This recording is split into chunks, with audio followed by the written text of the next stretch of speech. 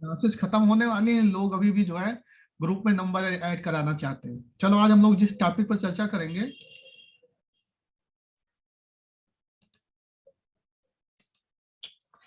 मेरी स्क्रीन आपको दिखाई पड़ रही है? Yes sir. आज हम लोग जिस टॉपिक पर चर्चा करेंगे उसका नाम है वाताग्र। लेकिन इस टॉपिक पर चर्चा के पढ़ने के पहले मैं आपको एक वीडियो दिखाना चाहता हूँ, ठीक है? 1 मिनट रुक जाइए। ये स्क्रीन दिखाई पड़ रही है आपको? जी sir. This activity is going to talk you through the different types. 1 minute में इसको सुपर एचडी पे लगा दूं, quality.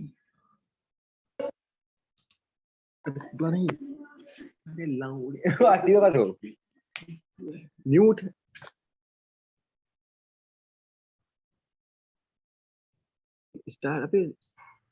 This activity is going to talk you through the different types of weather fronts, whether we're talking about a cold front, a warm front, a stationary front, or an occluded front.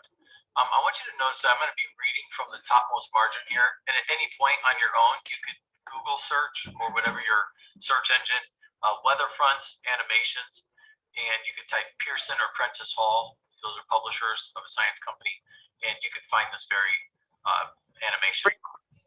Here's what we're looking at first. We're going to go through a cold front first. A cold front occurs when rapidly moving cold air mass runs into a slow moving warm air mass. Because the cold air is denser than the warm air, the cold air mass remains close to the ground and sinks under the less dense warm air. So I'll play this slide a couple times. Cold fronts are very, very significant locally. The concept of it bringing heavy rain for short durations of time, whether we're developing extremely high elevation cumulonimbus clouds or talking about tornadoes and outbreaks and severe weather. Here we go. As the warm air rises above the cold air, the warm air cools, and it soon chills to temperature, which the water vapor condenses into droplets of liquid water. It's really just adiabatics that we're able to see in this animation. We're just visualizing what happens when the cold air aggressively kind of comes up on the warm air. The warm air is forced aloft or vertically upwards, and as it ascends, it is then going through its adiabatic processes. Here we have towering cumulus or cumulonimbus clouds that form from the water droplets, and they rise very rapidly. In this case, the cold front moves quickly. It can then cause abrupt weather changes. In strong winds, there are thunderstorms, cold fronts. If there's enough water vapor in the warm air, heavy rains, snow can fall, directly afterwards. But really just depends on the temperature behind the front. If it's cold enough, it gets snow. If it's warmer, you're going to get heavy rain and thunderstorms. So it can be a broad range. Here we have a warm front. And I want you to notice that the warm front is warm air aggressively moving into cold air. So at a warm front, a slowly moving warm air mass collides with slowly moving cold air mass. The warm air rises directly over the cold air. Clouds in this case, storms and rain often accompany warm fronts. If the warm air is dry, scattered clouds form. If the warm air is humid, showers and light rain can follow on the front where the warm air and cold air meet. Because warm fronts move more slowly than cold fronts, the weather may be just kind of rainy or foggy, kind of be crappy. Warm fronts are typically associated with longer term weather, where cold fronts are short duration. Here we have a stationary front. This is where sometimes cold and warm air masses meet, but neither one has enough force to move the other. So the two air masses face each other in this kind of a standoff, and you see the clouds forming in between. Here we have the front is called a stationary front. These are where warm and cold air meet. The water vapor condenses, as it rises vertically, adiabatically into rain, snow, fog, or different clouds. A stationary front can remain stalled over an area for many days, and that's the whole idea of stationary front. You get a lot of rain in a long duration of time. It's essentially just stopped. It's just that. It's static. It's stationary. And last but not least, it's a complex. It's called an occluded front. This is a complex weather situation occurs at an occluded front. This is where warm air mass is caught between two of the cooler air masses. The denser cool air mass moves underneath the less dense and pushes it upwards. The two cooler air masses meet in the middle, and they may mix. The temperature near the ground becomes cooler. The warm air mass is cut off or occluded from the ground. You can see it up here. This is the warm air. It's literally separated. And you have more moist air that is just providing the steady ability for adiabatic cooling to take place so that you get precipitation. Because it's cut off from the ground, it's rising. So the warm air cools, the water condenses, and the weather can turn cloudy or rainy or even snowy, depending on the ambient temperature of the clouds at high elevations or high atmosphere. And there you have it: cold front, warm front, stationary front, or occluded front.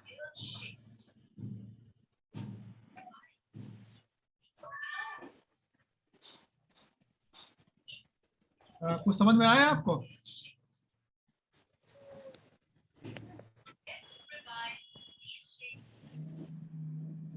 मैंने आपको ये animation इसलिए दिखाया कि ताकि आपको थोड़ा बहुत आइडिया मिल जाए कि फ्रंट क्या होता है।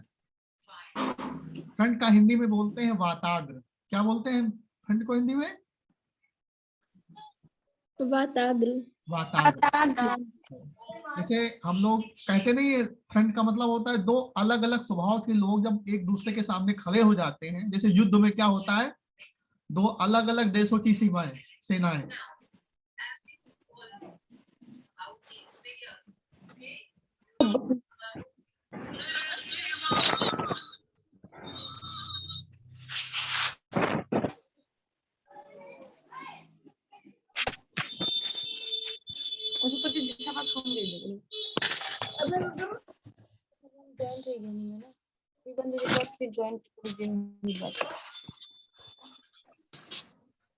फ्रंट का मतलब होता है जब दो अलग अलग स्वभाव की जो या दो अलग स्वभाव के लोग आमने सामने खड़े हो जाते हैं, उसको फ्रंट कहते हैं। फ्रंट शब्द का इस्तेमाल युद्ध में होता है, जो जब दो अलग अलग देशों की सेनाएं जो है एक दूसरे के सामने खड़े हो जाती हैं, तो उसको क्या बोलते हैं, यहाँ पर फ्रंट का निर्माण हो गया। ये किसकी आवाज आ रही है बार बार? करना है तो करो, नहीं बंद कर दो इसको। किसकी आवाज? म्यूट करो अपने आप को।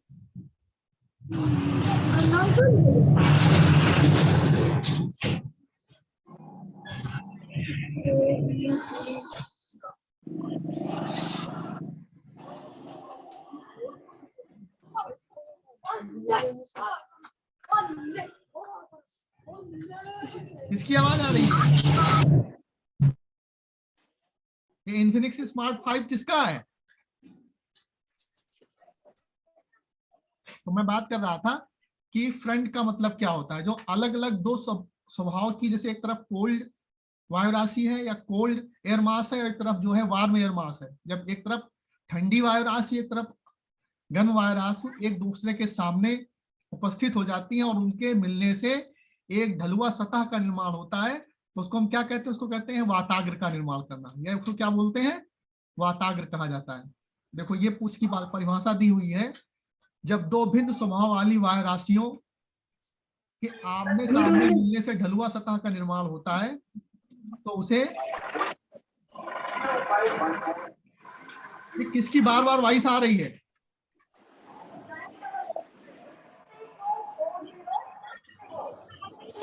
चाय तुमको पहले बोली चाय।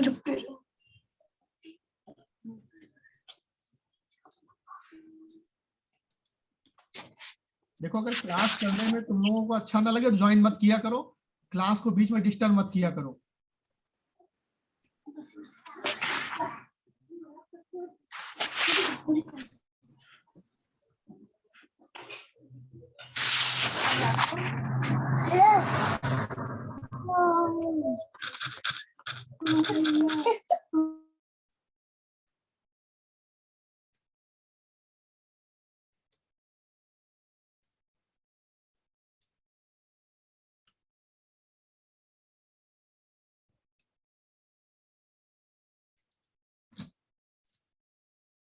जब दो अलग अलग स्वभाव वाली वायु राशियां आमने सामने मिलती हैं और उनके मिलने से ढलुआ सतह का निर्माण होता है, तो उस सतह को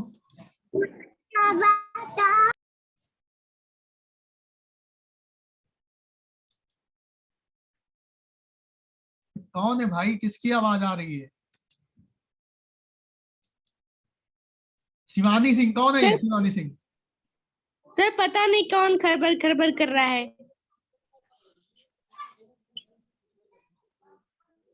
चलो कुछ लोग होते ही हैं ऐसे, मैं देख करके बाहर करता हूं जो भी होगा।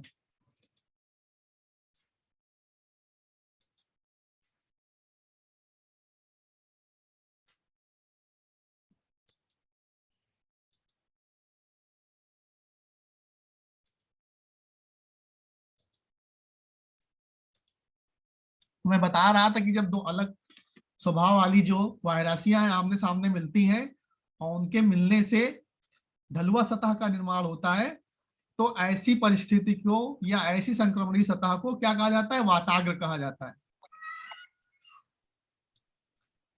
वाताग्र की विशेषता होती है कि मुख्यतः जो है मध्य अक्षांशों में ही इनका निर्माण होता है और इन वाताग्रों का कोण कुछ झुका होता है जो विषुवत रेखा की ओर से ध्रुवों की ओर जाने पर बढ़ता जाता है। क्योंकि ऐसा इसलिए होता है कि जैसे जैसे हम जो है विषुवत रेखा से ध्रुवों की ओर जाते हैं, पृथ्वी की अक्षीय गति घटती जाती है और भूमध्य रेखा पर वाताग्र का ढाल लगभग शून्य होता है और वाताग्र वहीं पर बनाए पाए जाते हैं, वहीं पर बनते हैं जहां पर वायु राशियों के मध्य सबसे अधिक तापमान का अंतर पाया जाता है। अब हम लोग, आपको समझ में आ गया वाताग्र का मतलब क्या? वाताग्र का मतलब हुआ कि एक ऐसी ढलुआ सतह जिसके दोनों ओर दो अलग अलग प्रकार की वायु राशियों का निर्माण हुआ या वायु राशियों की स्थिति पाई जाती है। जब ऐसी स्थिति पाई जाती है तो उस ढलुआ सतह को वाताग्र की संज्ञा दी जाती है। अब महत्वपूर्ण यह है कि हम जाने कि वाताग्र का निर्माण कैसे होता है। तो वाताग्र के निर्माण की जो प्रक्रिया होती है उस प्रक्रिया को वाताग्र जनन या फ्रंटोजेनेसिस कहा जाता है। क्या कहा जाता है? फ्रंटोजेनेसिस कहा जाता है। वाताग्र जनन। हाँ, वाताग्र जनन या फ्रंटोजेनेसिस कहा जाता है। और वाताग्र के समाप्त होने की प्रक्रिया को फ्रंटोलिसिस या वाताग्र क्षय कहा जाता है। वाताग्र जनन एवं वाताग्र क्षय की प्रक्रिया से चक्रवात एवं प्रति चक्रवात का निर्माण होता है। अतः जो है मौसम विज्ञान के दृष्टिकोण से वाताग्रों की भूमिका बहुत महत्वपूर्ण होती है, क्योंकि वाताग्रों से ही किसका निर्माण होता है? चक्रवातों का निर्माण होता है और प्रति चक्रवातों का निर्माण होता है। अब देखते हैं हम लोग कौन कौन से ऐसे कारक हैं जो वाताग्र को प्रभावित करने वाले कारक हैं। दो सबसे महत्वपूर्ण कारक हैं जिसमें तापमान और आर्द्रता जैसे भौगोलिक कारक वाताग्र जनन को प्रभावित करते हैं, तथा तापमान एवं आर्द्रता संबंधी दो अलग अलग गुणों वाली वायु राशियों के मिलने से वाताग्र की उत्पत्ति होती है। तो दो सबसे महत्वपूर्ण फैक्टर है तापमान और आर्द्रता। अगर ठंडी वायु है तो उसका तापमान कम होगा और आर्द्रता उसमें न्यूनतम होगी, आर्द्रता की मात्रा नहीं होगी। अगर गर्म वायु है तो उसका तापमान अधिकतम होगा, अधिक तापमान होगा और उसमें आर्द्रता की मात्रा होगी, यानी वाटर वेपर की मात्रा वहां पर होगी। तो दो ऐसे कारक हैं, दो ऐसे फैक्टर्स हैं जो वाताग्र के निर्माण को या वाताग्र को प्रभावित करते हैं। और सबसे महत्वपूर्ण ये बात है कि वाताग्र का निर्माण वहीं पर हो सकता है जब दो अलग अलग या दो भिन्न स्वरूप वाली वायराशियों का निर्माण या दो भिन्न स्वरूप वाली वायराशियों की अवस्थिति हो। अब देखो वाताग्रों के प्रकार है उससे संबंधित मौसम।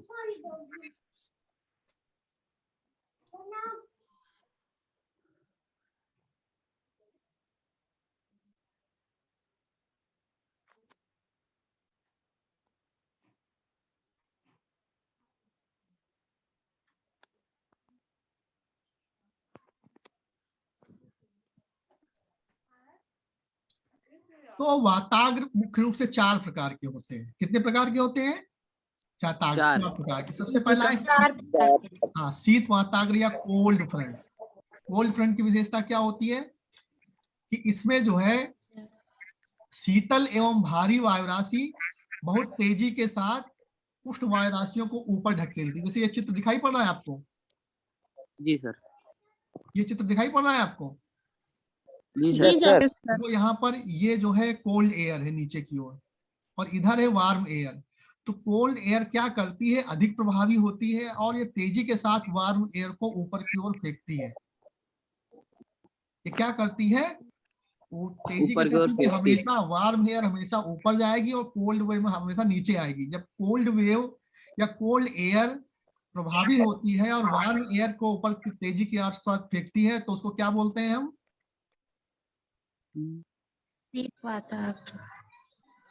उसको हम लोग बोलते हैं कोल्ड वाताग्र, शीत वाताग्र कहते हैं, कोल्ड फ्रंट बोलते हैं उसको। ठीक है, जी सर।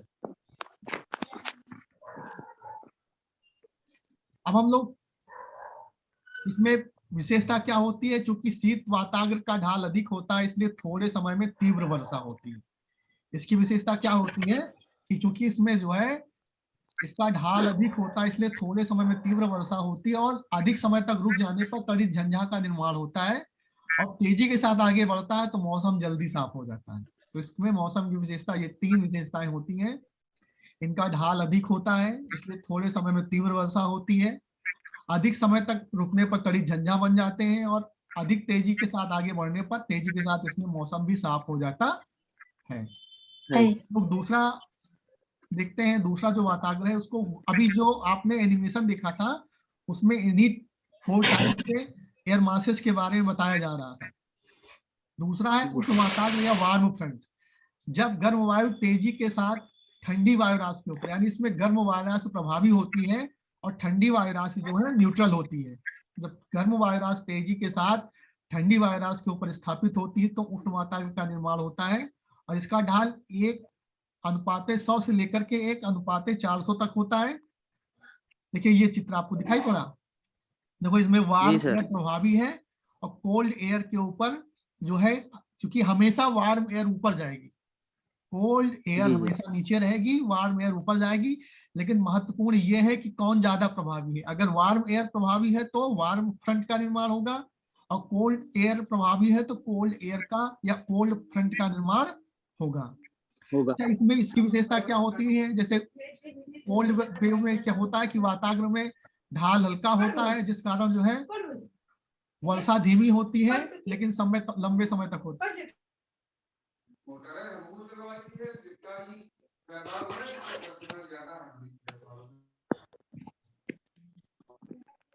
तो इसमें यह होता है कि वाताग्र का ढाल हल्का होता है जिसके कारण वर्षा धीमी लेकिन लंबे समय तक होती है।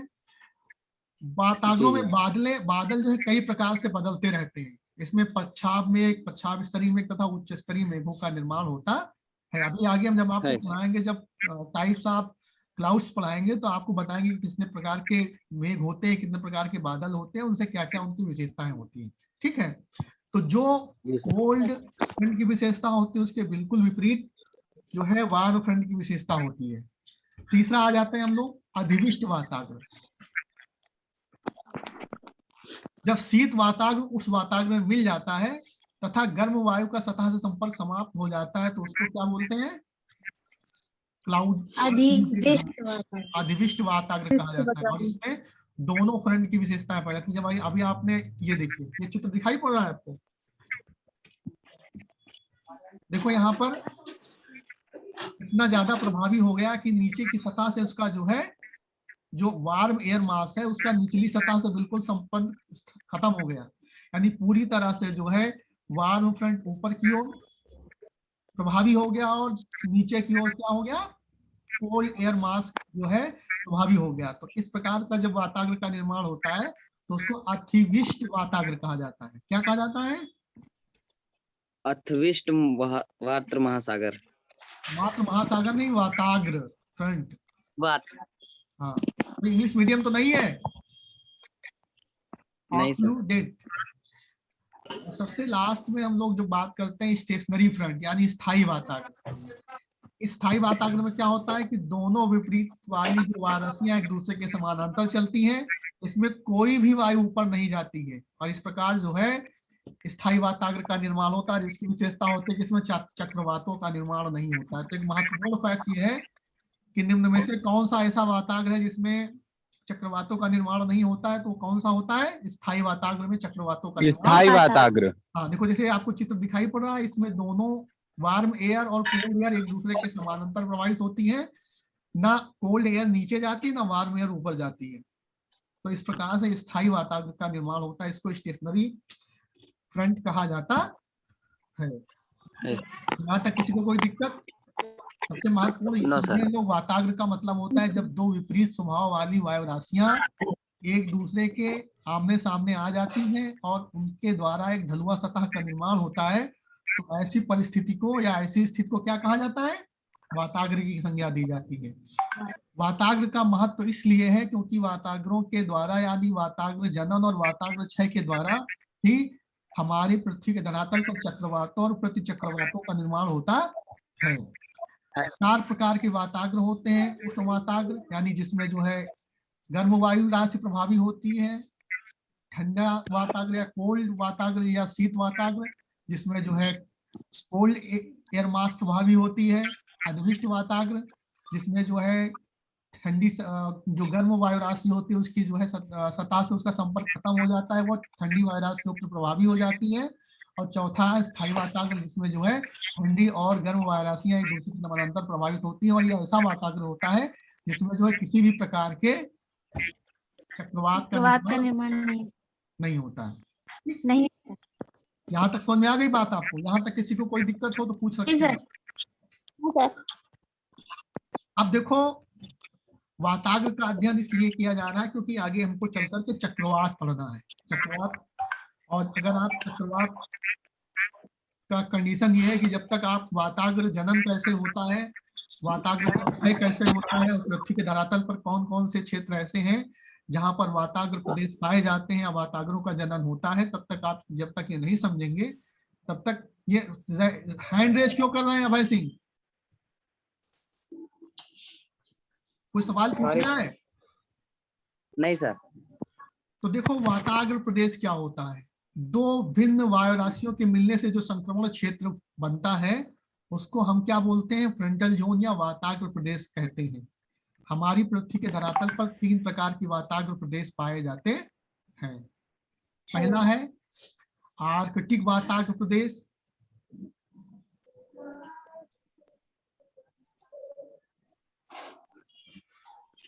दूसरा है ध्रुवीय वाताग्र प्रदेश, और तीसरा है उष्णकटिबंधीय वाताग्र प्रदेश।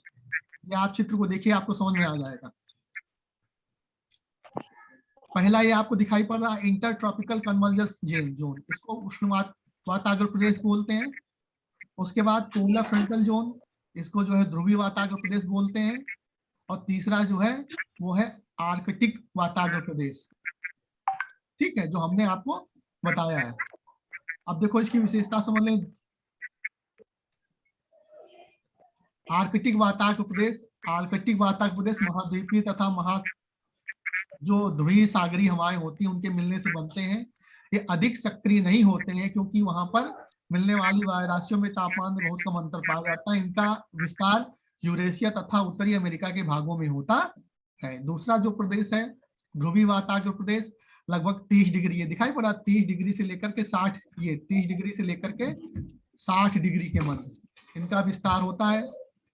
इनका निर्माण ध्रुवीय ठंडी वायु राशि तथा उष्णकटिबंधीय गर्म वायु राशियों के मिलने से होता है। ये शीत ऋतु की ग्रीष्म ऋतु की अपेक्षा शीत ऋतु में अधिक सक्रिय होते हैं और इनका विस्तार उत्तरी प्रशांत महासागर तथा उत्तरी अटलांटिक महासागर में पाया जाता है।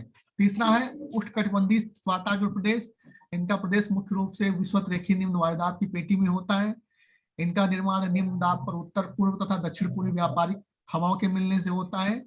व्यापारिक पवनों के अभिसरण से वायु के उठने से पर्याप्त वर्षा होती है और यह प्रदेश जो है उत्तर की ओर तथा शीत ऋतु में दक्षिण की ओर गतिशील होते हैं। तो हमारी पृथ्वी के धरातल पर 3 प्रकार के फ्रंटल एरियाज पाए जाते हैं, फ्रंटल जोन पाए जाते हैं। ये देखिए, ये चित्र आपको दिखाई पड़ रहा है।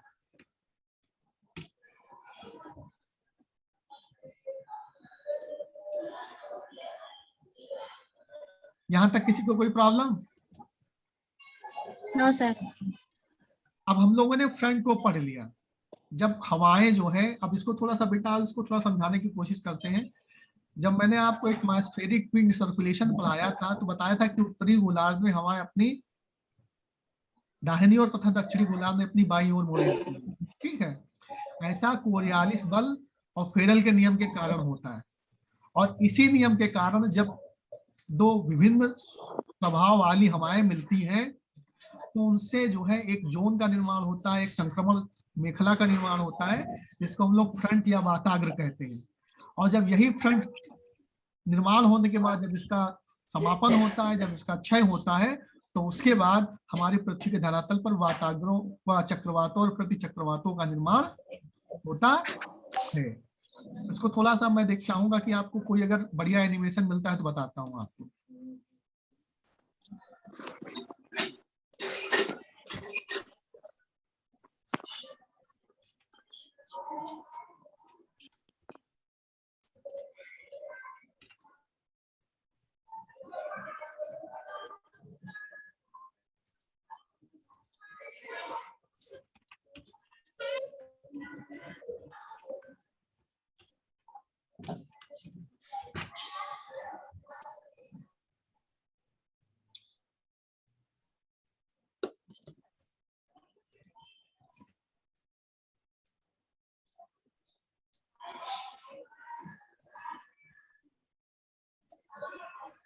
Hello class, welcome to the final segment of lecture 19.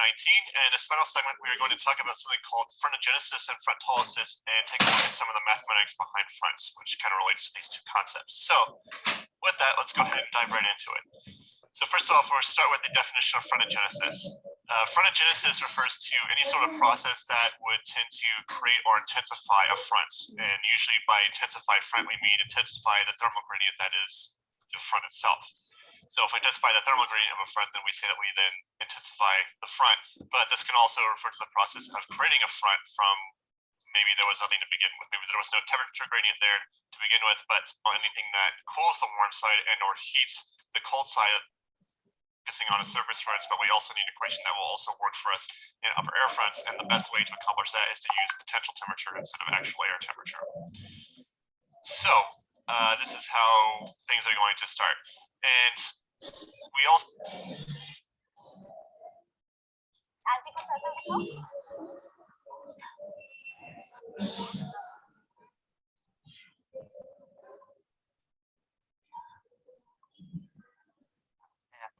There is a weather front's just gradually pushing its way northwards through Thursday. It's a warm front bringing milder air across the south.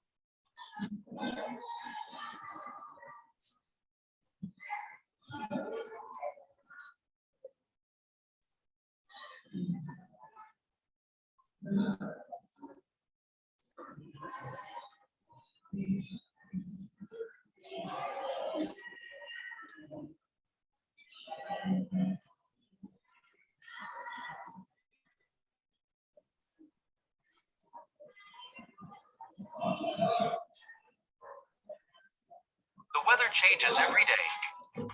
Some days it's sunny. Some days it's raining. Sometimes the weather even changes greatly in the same day. The point is, the weather is never constant. It will eventually become something else. So here's the question: what causes the weather conditions to change?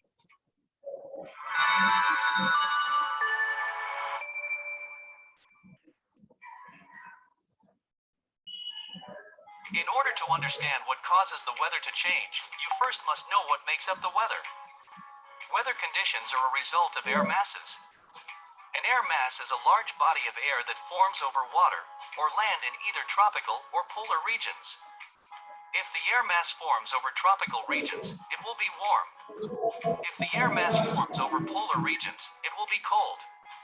Temperature and humidity conditions inside the air mass will determine the resulting weather conditions when air masses move. For example, a humid but cold air mass will likely bring snow during the winter. A cold but dry air mass will likely bring clear skies. Meanwhile, a warm and humid air mass could bring rain, but a warm and dry air mass could lead to drought. It's important to know that air masses are always moving. As these air masses move and collide with each other, fronts form at the boundaries between the air masses. A front is simply the point where two different air masses meet. Depending upon the air masses involved, a warm front, cold front, stationary front, or occluded front can develop. The first type of front is the warm front. These form when a warm air mass collides and rides over a cold air mass. The resulting warm front may produce long periods of precipitation and warmer temperatures. The second type of front is the cold front.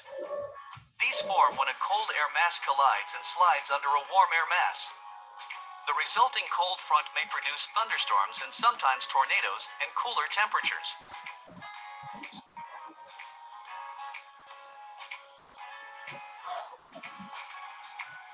Next, we have the stationary front.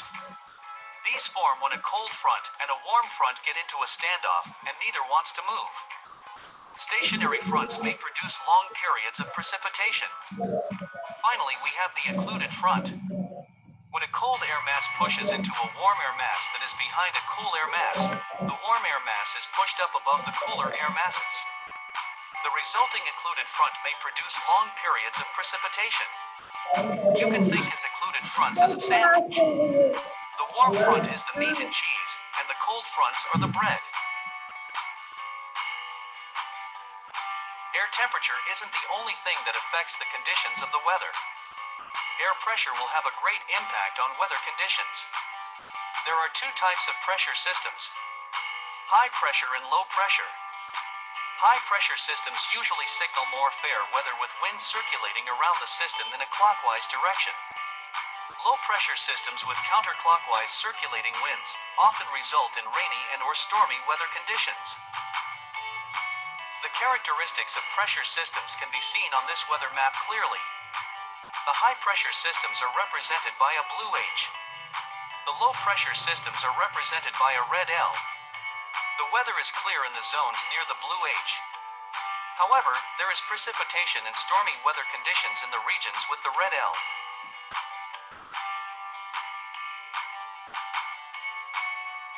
Speaking of stormy weather, severe weather conditions called storms occur when pressure differences cause rapid air movement.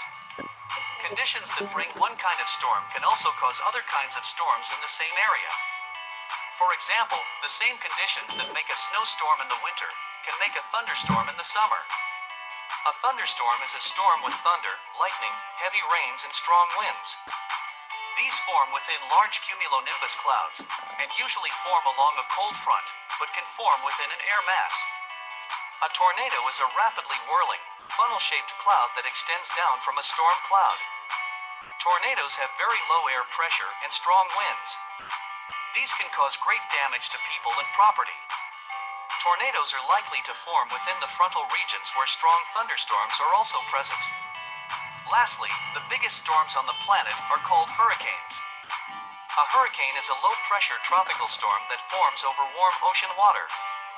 The winds form a spinning circular pattern around the center, or eye of the storm. As with all storms, the lower the air pressure at the center, the faster the winds blow toward the center of the storm. This means a Category 5 will have lower pressure than a Category 1.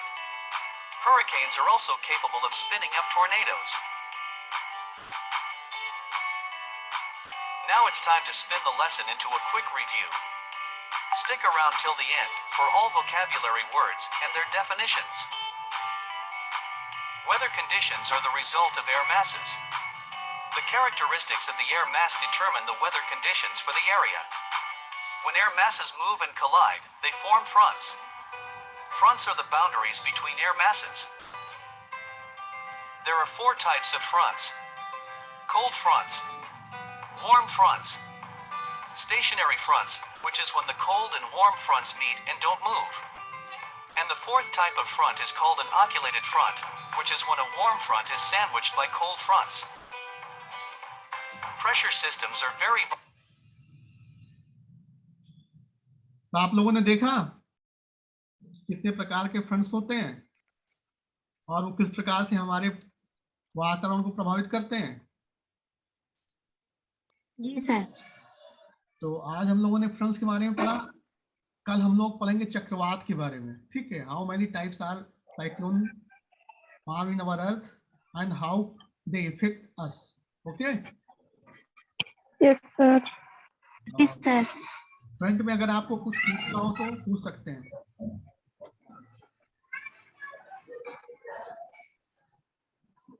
किसने message किया कि voice नहीं आ रही? क्या voice नहीं आ रही है? आ रही है सर।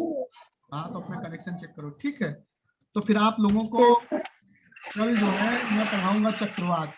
ठीक है, शिवांगी ने बहुत डिस्टर्ब किया आज, 3-4 बच्चों ने बहुत ज्यादा क्लास को डिस्टर्ब किया। मानसी प्रैक्टिकल क्या ये प्रैक्टिकल ही देंगी, बाकी एग्जाम नहीं देंगी? सर देंगे। जब से ज्वाइन किया है तब से इनको केवल प्रैक्टिकल की चिंता है, बाकी पढ़ने की चिंता नहीं। इनको पता नहीं कि प्रैक्टिकल केवल 30 नंबर का 100 नंबर का थ्योरी है, और किसी प्रकार की कोई सहायता मिलने वाली नहीं है। ठीक है, कल फिर मिलना, कल हम लोग चक्रवात पर चर्चा करेंगे, ठीक है? Yes sir. सर।